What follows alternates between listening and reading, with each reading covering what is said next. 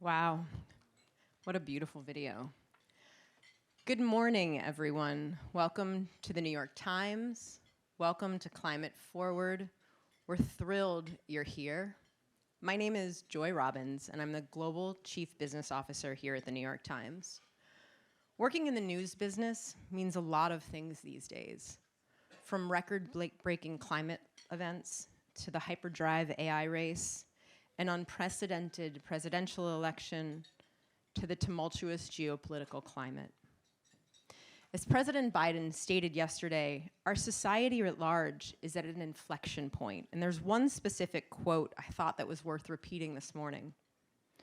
Our task, our test, is to make sure that the forces holding us together are stronger than those that are pulling us apart. Climate Week is an annual gathering of minds, brilliant minds, to gather together to plot and plan climate solutions for our world. We need collective agreement and collective action because no one here is an island.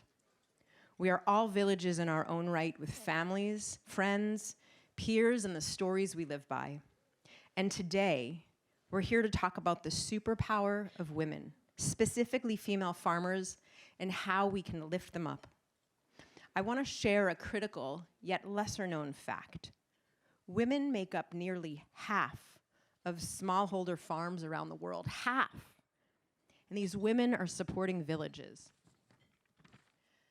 Through the conversations this morning, we'll hear the stories of female farmers and discuss how we can empower them, leveraging technology to promote sustainable agriculture and food security. My hope is that you'll share the stories you'll hear today to incite positive change in your own communities. I'd like to welcome Cindy McCain, Executive Director of the UN World Food Program, and James Manyika, Senior Vice President of Research, Technology, and Society at Google. Andrew Zimmern, Chef and UN World Food Program Goodwill Ambassador, will be moderating the discussion on technologies for women-led climate resilience.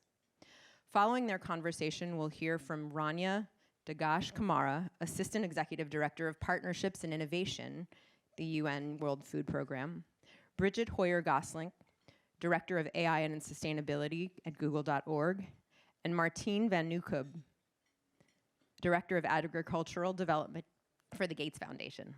And before I pass the mic, I want to extend a sincere thank you to the World Food Program USA, who are sponsoring this morning's event and have made these critical conversations possible.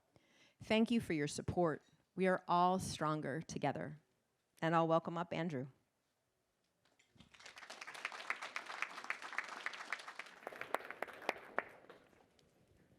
Thank you, Joy.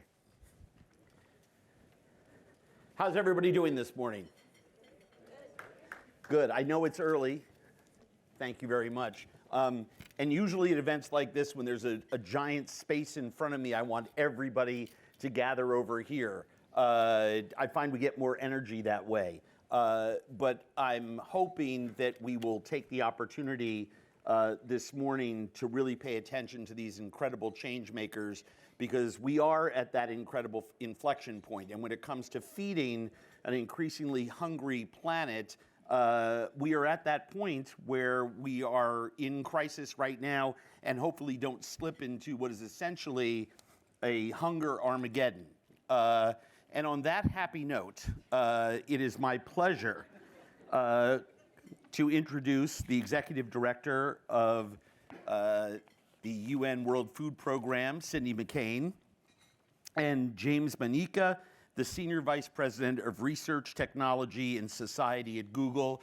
And you should use Google and look up the 17 pages of distinguished fellowships and other. I've never seen anyone with a longer and more impressive CV in my life. So would you two can we welcome you to the stage?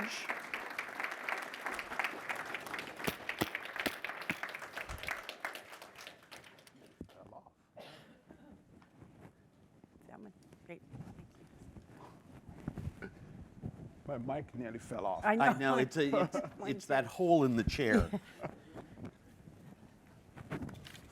All right. Our time is short. I'm going to jump right into it.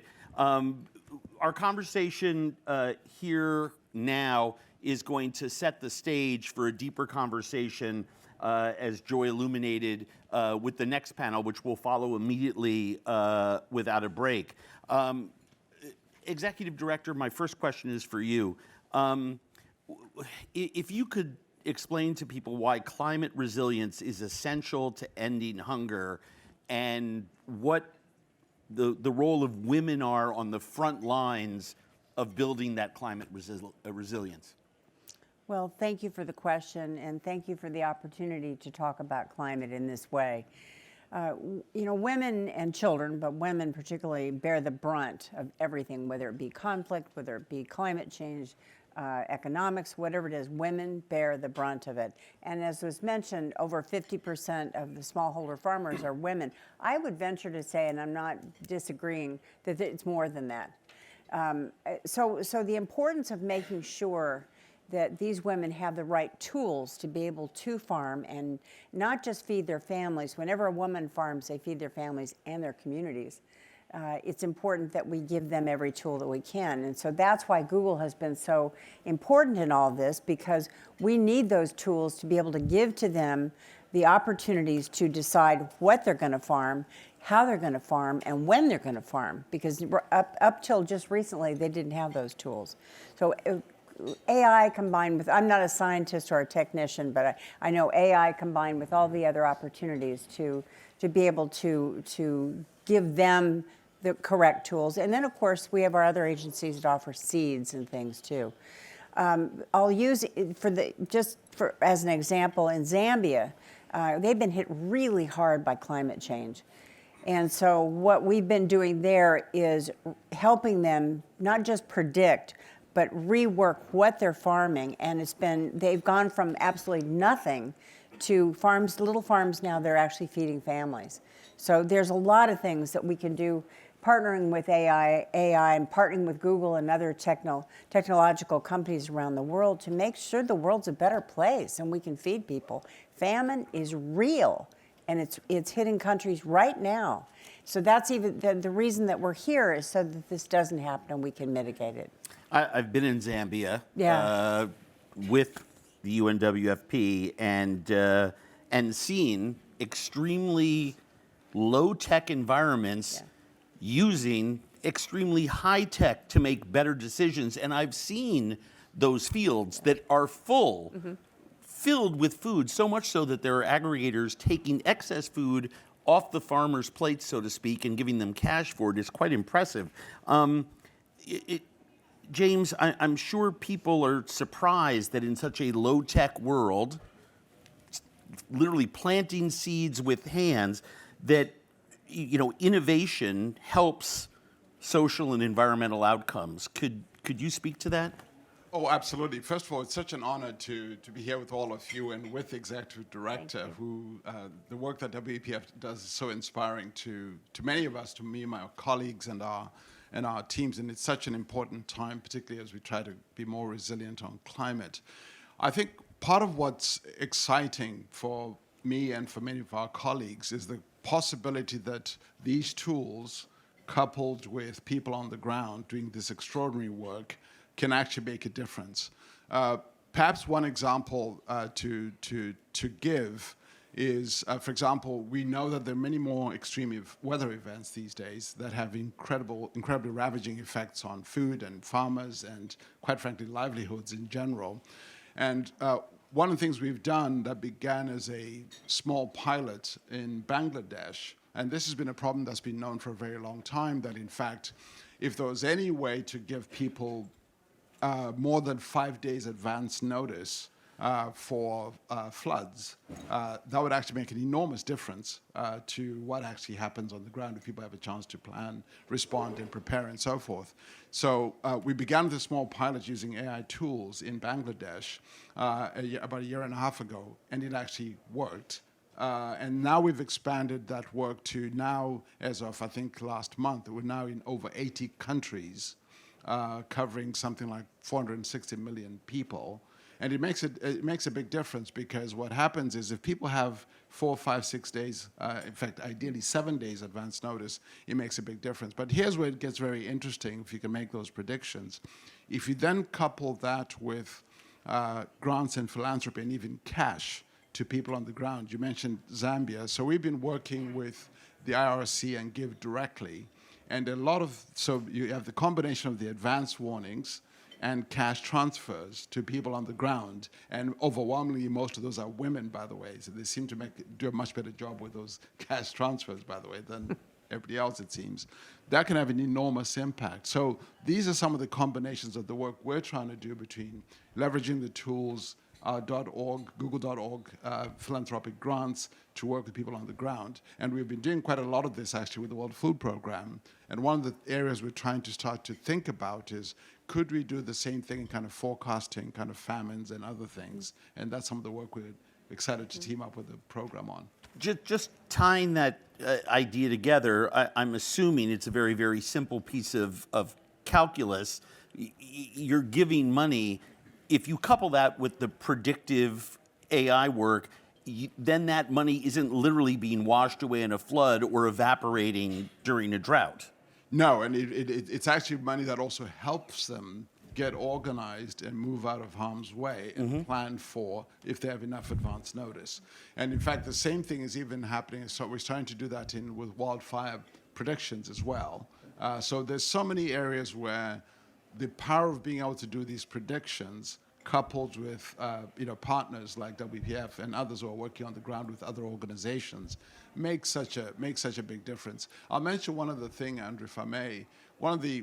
Part of our collaboration with WPF that's been so exciting is WPF has set up this accelerator, and where they've got these incredibly talented people starting to work with these solutions. And we've actually teamed that up with our own Google for Startups program. So now we're working together to create interesting, innovative solutions that we then take out and WPF takes out into the field. And it's already bearing fruit. It's pretty exciting.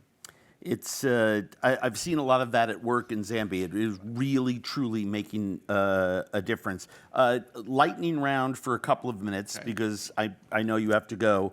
Director McCain, how does WFP's collaboration with Google impact the organization and the people that we're serving?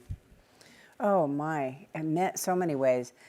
Part of what we have been revamping a little bit at WFP is about becoming more efficient and more effective.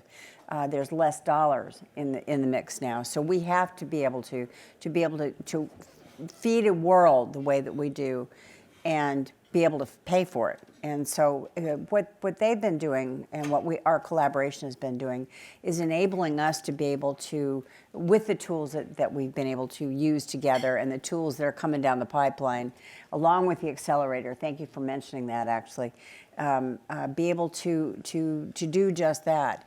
We do more in terms of the kinds of things that I look for, and especially with an organization like Google, is not just the predictive portion of it, which is extraordinarily important, but also the ability to move around on the ground. So some of their tools, we work with satellites, and all the kinds of drones and things like that are very, very important to our work in general, because it comes down to trying to get a food truck through a flood, or finding the right place to go, et cetera, and also making sure that when we're there that the goods go to where they're supposed to go.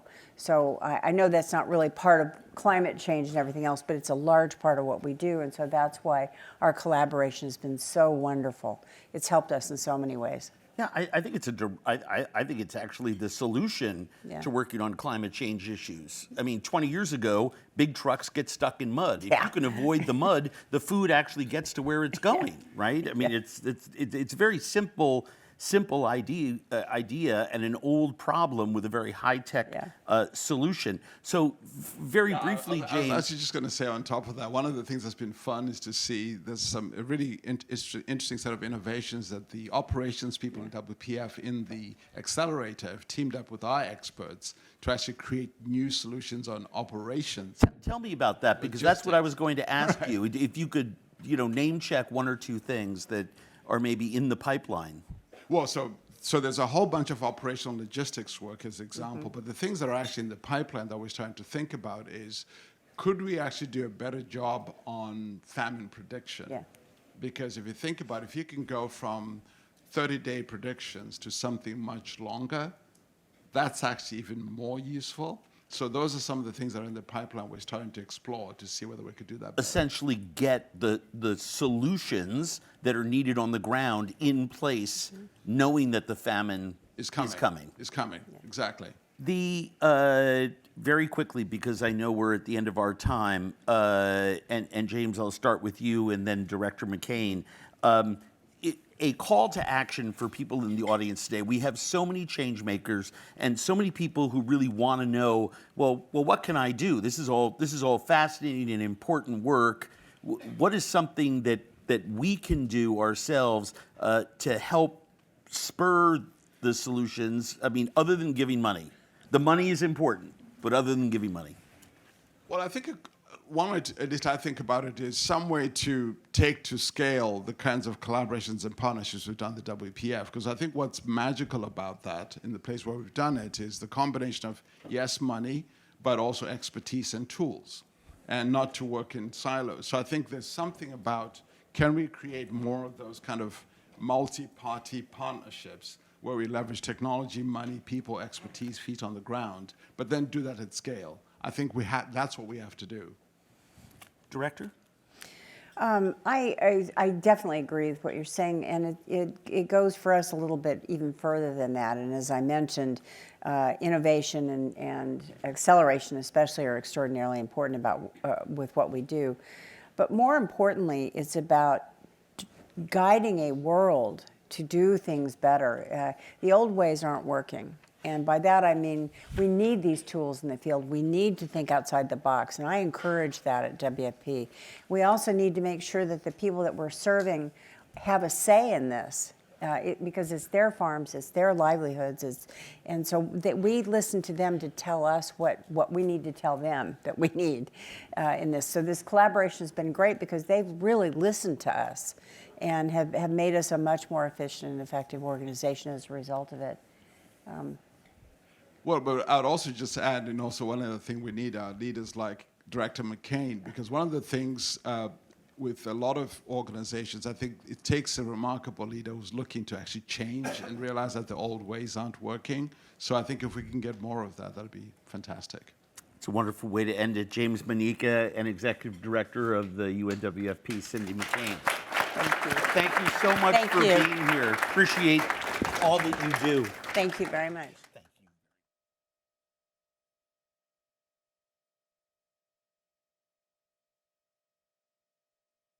Another chair up here. Thank you.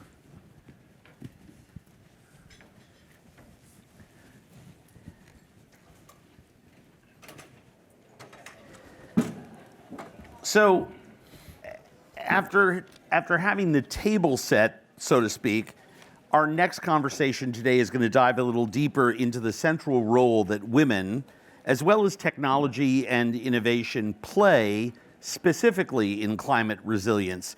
We'll examine the issues, the challenges, and solutions, and hopefully leave you inspired to engage in the mission with us all. So I'd like to welcome to the stage Rania Dagash-Kamara, the Assistant Executive Director of Partnerships and Innovation at the UN World Food Program, Bridget Hoyer-Goslink, who is the Director of AI Sustainability at Google.org and leads Google.org's work to support social impact organizations, and Martien van Nieuwkoop. Martien is the Director of Agricultural Development at the Gates Foundation, and he leads the foundation's work to support smallholder farmers, especially women, to become more productive, increase incomes, and strengthen their communities and local economies. Welcome to you all. Rania, we've talked about how innovation can support women smallholder farmers to boost climate resilience in their communities. What are the obstacles and structural blockers that these women are facing? Thank you, Andrew, and honestly, good morning to all of you, and thank you for being here with us. And a It's lovely to share the floor with you too. Women. Women in many regions of the world farm 80% of the farming, let me put it that way. They're workers in about 43% of the farming industry, in the agricultural industry. But can you guess how many of them are actually landowners? Take a guess, any table. 80? Less than? So they're 15%. So they do 80% of the work, but they own only 15% of the land. And I think there, Andrew, is part of our problem. And what's even sadder is when they own the land, their yield is 20 to 30% less than many men who own land. And why is that? Because they don't have access to the same loans, the same finance, the same tools, the same machinery, and hence even the post-harvest management and the storage so the food doesn't rot is impacted. And it means lower income, and it means less food security. I think the good news, though, is that we have in the last 5 years, and we've worked with Gates on this, tried to innovate on how to run challenges, actually, and they have produced about 95 ventures that have helped women in farming over the last 5 years. More on that to come. Well, it's a perfect lead-in because Martine, before going to the Gates Foundation, you were at the World Bank for 30 years, and your last, isn't that right? Yeah, it's a long time. And most recently there, the global director for agriculture and food. So I could think of no one better to follow up on Ranya's point about this incredible gap that we seem to have between who's working and who's owning that would seem to be at the core of how we raise women up. No, you're absolutely right. I mean, as said earlier as well, I mean, women make about 50% in the agricultural workforce, and Cindy was saying probably it's more. I would agree to that, because if you factor in migration, I mean, the farm might still be in the name of the man, but when they're gone, it's still the women actually have to kind of run those farms. So because of migration, I think it's actually much higher, and they actually clearly lack access to all kind of assets. I mean, land, water, livestock, as well as access to finance. I mean, there are some figures out there. Indeed, I mean, productivity. There's a productivity gap of around 25%. Women, women farmers, I mean, earn kind of 80 cents of every dollar that men actually earn. So clearly, this is a very kind of difficult situation for them, but actually also from a bigger perspective, I mean, it's a bad thing for the economy overall, particularly in Africa, where agriculture makes a big share of GDP.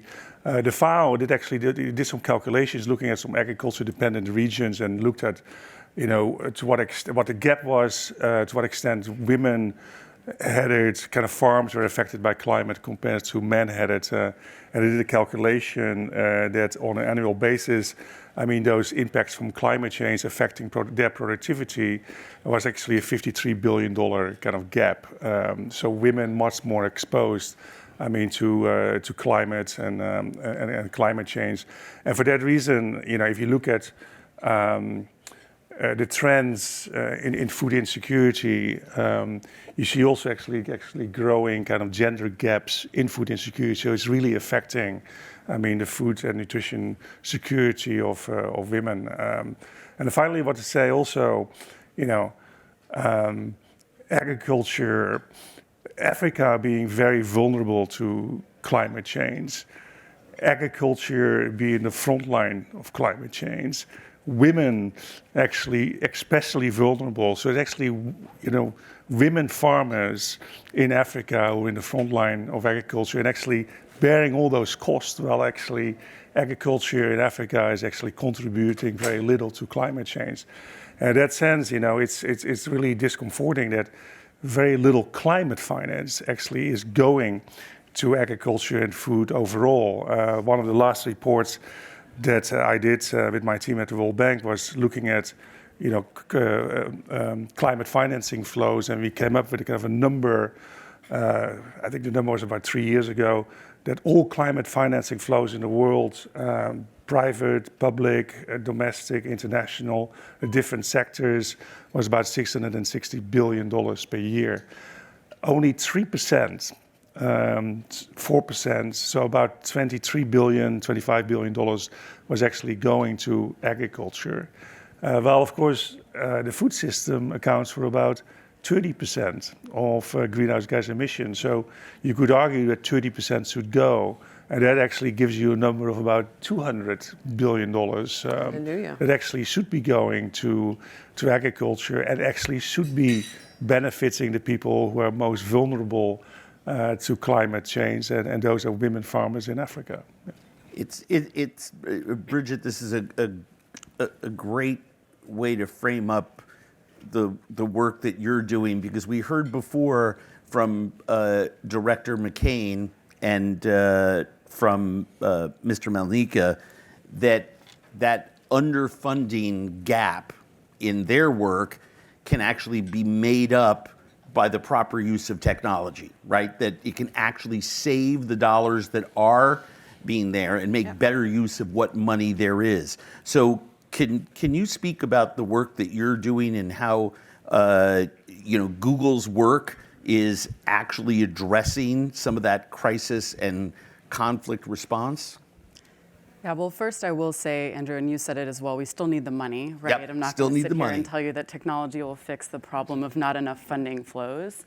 But it is a reality as well, right? As the crisis is increasing, the money is going down. And so as we think about all the ways we can be filling that gap, we are finding that, that these technical solutions can be a tool in the toolkit, and we have to use that tool effectively.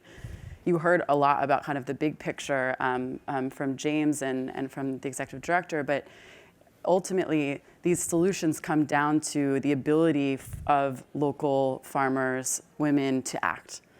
We need to have this operating system where that information that comes from new predictions, from new AI models, for weather, for rainfall, for potential hunger shortage, is actually able to flow into the system. And that's why partnerships like the one that we have with WFP, but also with other NGOs who are working on the ground hand in hand with agricultural extensionists, with ministries who are out there trying to do their best to adapt to this changing reality, have better information and tools. And I'll just share a little bit more maybe about one of the projects that we have been doing with WFP to try to improve weather forecasting and rainfall prediction in East Africa.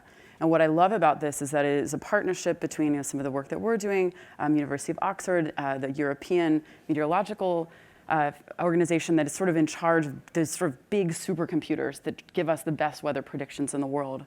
But ultimately, they're still not accurate enough, and they're not giving us enough time.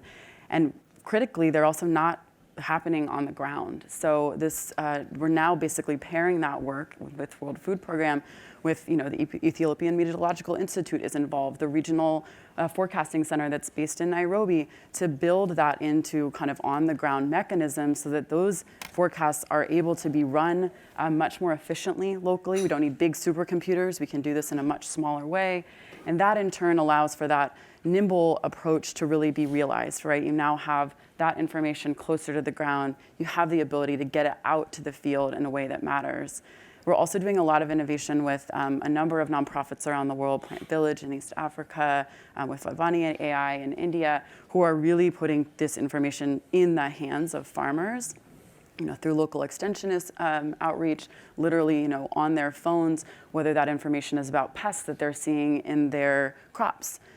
Ability to use AI tools to identify those using computer vision to say, hey, it looks like you have this pest, here's the proper pesticide use, and by the way, are you okay sharing that information back with the local region so that not only are we aware that this is happening here, but we can now have a better picture of where that might be happening across the region so that at a regional, statewide level, we're able to respond more accurately. And so I think what's just really important as we think about these technologies, to your point, right, they're a critically important tool, and it is, of course, necessary that we think not just about that technical innovation, which we'll, of course, continue to push, and I think, we'll continue to see incredible progress in what we're able to sort of use all of this data and information to do. But then also that has to drive action on the ground, and that requires just a real thoughtful set of kind of stitching together the right humans and organizations. And I often say that's often the harder part of the problem. And so, really excited to continue that work with WFP and so many organizations, but also for us to just keep building that flywheel. We're also getting that information back from farmers about what they need and what they're seeing on the ground. It's fascinating. The tech's not a replacement for anything that's happening on the ground. In fact, the work on the ground has never been more valuable, because otherwise you're wasting the money spent on the technological advances. Is that accurate? That's right, yeah. If we can get the world's best machine learning prediction about rainfall and put it in a paper, I mean, what are we going to do with it, right? Right. And it wouldn't be enough for it to be known at a national level, right? It's not going to be enough for it to be known by a minister in a state. It has to be out, and smallholder farming is challenging. I mean, you all are the experts in this space. You've got to reach everyone at a level that is truly like their backyard. Oh, I've been in the field and with people in Zambia driving, in Jeeps through jungle into what's essentially an area the size of this stage that has a fence that has to be unlocked, and inside is a very simple rain gauge, right? Right. And it's that human being actually reading that rain gauge who then can take all the information. There's a data chip in there that actually, because there's evaporation and things like that, that actually can tell them what rain has accumulated at what time and where. And it's an incredibly fascinating thing. But without that person physically driving there, that information just sits there and never gets read. Rania, having heard that, and I saw you doing the same thing I am, which is feverishly writing things down. So I know your brain is working overtime. We know we have to support smallholder farmers holistically, but where in that nexus of climate, gender, and hunger can these improvements and potential improvements have the biggest impact? If we're underfunded and the tech is growing, then we have to be really, really, really careful about the decision making that goes in to what we're actually activating. Before I even answer that, Andrew, I do want to chime in with something. What can we do, I guess, is the question, right? And we've all said money, and we appreciate that. But for me, the biggest ask here is also for your agency and your voice. It's amazing how many in this room and beyond it don't know what we do in the middle of mud and trying to reach hungry people and trying to shift the world with all of you.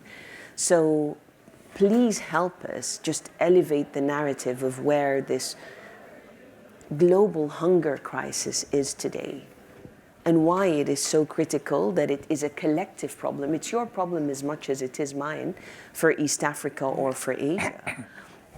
And I think that's important. Join us just in elevating the problem and the potential solutions, I think is critical. Closing the gap. If women were funded, farmers, women were funded as appropriate, and given what you just said as well, Martin, they could increase the global GDP by about 1%. That's $1 trillion extra into our world. And that's $1 trillion extra of families, boys and girls, whose lives would be shifted if they were food secure and they had the resources to go to school and had the resources to go and get medical attention. Because underpinning us not being able to close that gap and support women is actually generations that are lost. And that's the bigger pain and loss that I think we all deal with, and why we do work with great minds like yours in Google and with the support of Gates. The weather forecasting, I'll tell you a story about. In Somalia, it's a beautiful land of beautiful people that is plagued with so much. Droughts turn into famines very quickly, and as soon as that is done, flash floods come in and finish those that haven't been finished by the drought, for that matter. But for the first time last year, because of the predictive analysis, we were able to move people out of the floodplains, and we gave them cash, and it saved us hundreds of millions that we would have had to gone in humanitarian assistance. And that was thanks to what we do with you in this predictive analysis. Cash is the other big one that we do. There's a famine in my own country today, in Darfur, in a camp called Zamzam. And we are unable to get to the people with food with trucks. We're entering and trying to enter from every border possible. And the mud gets us stuck for days and weeks, and then the warring parties get us stuck for months. So our food sits unable to pass sometimes. But we got cash vouchers into Zamzam camp last week. Why? Because the commercial trucks are getting in, and there is food in the market. So we shifted. You helped us get a cash policy and bring more women and inclusive finance in their hands.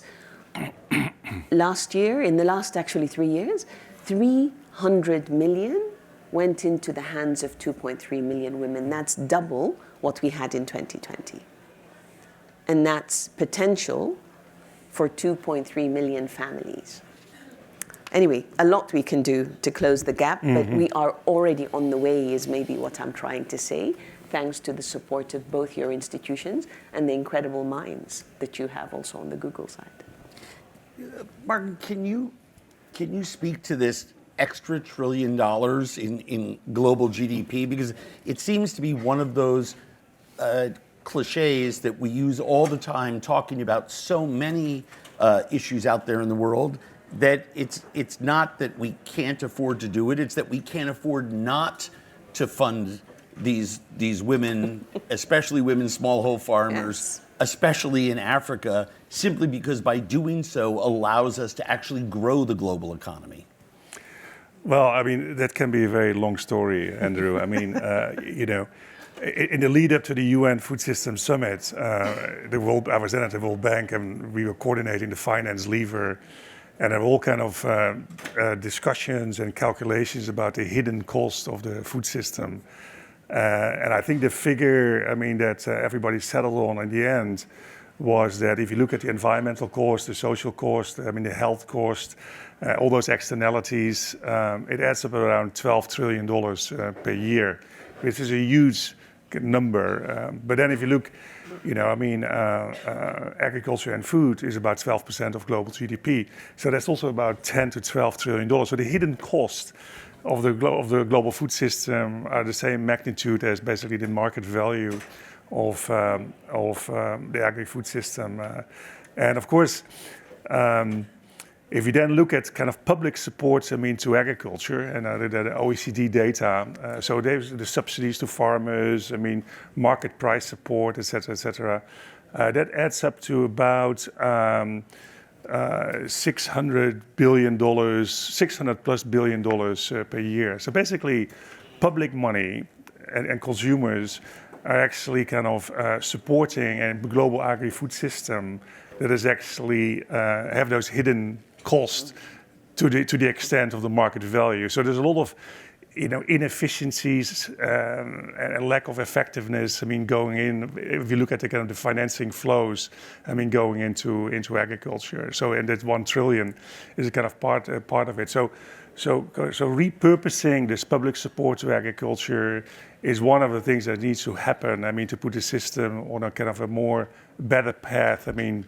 to actually deliver on healthy people, planet, and economy. And the declaration that was done at the UAE at the COP28 last year actually is a very good step in the right direction. This is Declaration on Sustainable Agriculture, Resilient Food Systems, and Climate Action, because actually it was endorsed by 160 heads of states and heads of government. So in an era where you actually see less support for multilateralism, having 160 leaders coming together and actually kind of endorsing that, I think is a very important step in the right direction. Yeah. Bridget, having heard how important the tech is, right, and Ronnie gave a great example, and we have this financial imperative, right? Where does the future tech now over the next 5-10 years? I don't want to go further than that because I mean it seems to change from a layman's perspective almost every day. Yep. Where is the important work, from your point of view, needed to be done to make sure that we have more predictive analysis that helps with Ronnie's example, and also helps to save dollars? Because it seems to me that this is a piece of the flywheel where we just have to sort of stop it and focus on those two things. Yeah, I mean, I think Rania's example is such a good one because it really highlights the combination of things that are possible as well, right? As you think about the having the better predictions, and as I said, I think we know that those will get better. They will also get cheaper and easier to do. So we are seeing increasingly ability to move machine learning models closer to the edge. We have, through our open source tools now, the ability to run small machine learning models locally on cell phones. When we will increasingly sort of build that infrastructure and then innovate on the models themselves, to your point, I can't sit here today and say we know what will happen with all of that. But when I look at that pipeline, I think about just that ability to keep having better information, keep pushing it closer to the front lines.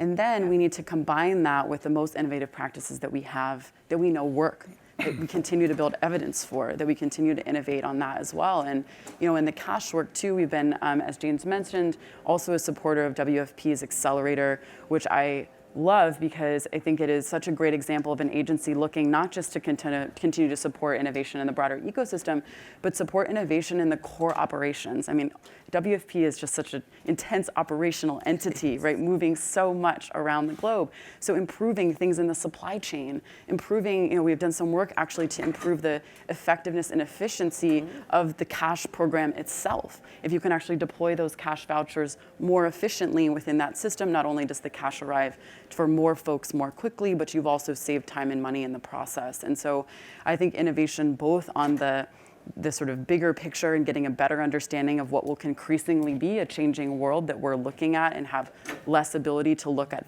past events to predict future, combined with that intense need to just constantly think about that optimization process. And I mean, we work with a lot of organizations and agencies, and I just huge respect for the way that I think World Food Program has approached this for some time, has put them really in a position to be at that forefront of innovation. And I think we need to see that across a lot of aspects because, the climate work, the climate adaptation work, as we've talked about here, it touches so many other parts of the system, touching on health as we think about malnutrition as such a key driver of health outcomes. And my great hope, right, is that we see more of an ability to innovate, more of an ability to lean into these technical solutions and think about what will be possible. Start thinking about 5 years from now, so that we can move toward where we know we need to head and bring the best innovation along. The last thing I'll say is, you've talked about these smart folks that I get to work with at Google, and these are, very smart people who are building these AI solutions. And we hear a lot in the media about kind of the commercial prospects of a lot of that work, and that will of course continue. But so many of them are deeply passionate about this work, and I view a huge part of my job of trying to make those connections so that we can bring those smartest, best minds on the forefront of that work to pair with the smartest, best minds who are tackling climate adaptation and channeling the needs of women on the ground who are trying to make ends meet in their families. And bringing all I this wish together. we had 4 more hours for this and I could lock the door, but we have to wrap up. But I don't want to leave without, a super fast lightning round call to action for this group in this room. If you could wave a magic wand, I'll start with you, Rania. I think tell the food security story and why it's important that everyone invests in this. It's every child on this planet and their future that should not be hungry. 300 million should not be starving in today's world while we're eating. It's not okay. Martin? Yes, the call for action is, I mean, at the end, I mean, it was discussed as well just now, I mean, solutions are local. And of course, farmers are at the center, but the resources are important. So farmers need the incentives to actually act on it. And I think we have a responsibility that those farmers actually get those right incentives. Yeah, my friend Jose Andres always said you have to put farmers and food at the center of every conversation. Correct. And I think it's very true. Bridget? I think I'm really just encouraging folks to lean into this moment of the AI movement that we're in. I think there's a lot to be said about what's challenging about that, but I also think that we are at a particularly unique inflection point with the crises that we're facing at the same time that we're seeing one of the greatest technical revolutions of our lifetime, of our generation. Absolutely. And the more that we can collectively do to shape that technical revolution to create the future world that we all want to live in, it's in our hands. We're here for this moment. And so I'm excited about that and just call for folks to join us at that table. Thank you very much. A big round of applause for our panel. Thank you very much, everybody.